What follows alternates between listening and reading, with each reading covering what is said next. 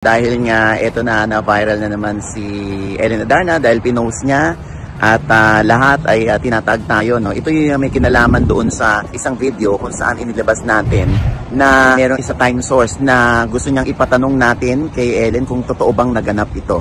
Alin ito? Ito yung isa sa mga dahilan daw ng di umano'y pag-aaway o misunderstanding ni Derek at ni Ellen.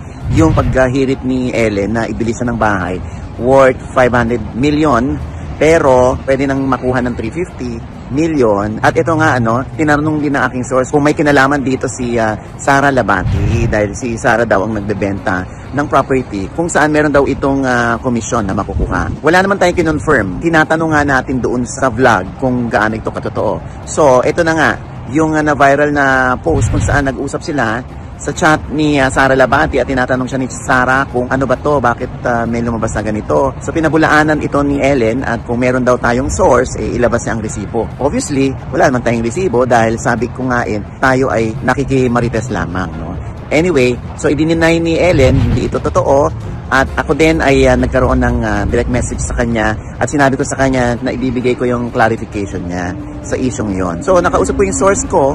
At sinabi ko nga yung naging denial ni Ellen at sinabi ng aking source na at least malinaw na kasi yan lang naman ang nakarating sa akin.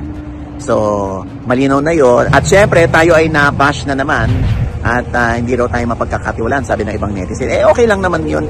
Magkakaiba naman ang ating opinion at takbo ng pag-iisip, hindi ba? Basta ang importante, naging balanse naman tayo at inilahad natin yung panig naman ni Ellen Adarna. At dito kay Sara Labati, tinatanong niya kung may galit ako sa kanya. Wala akong galit sa'yo, Sara.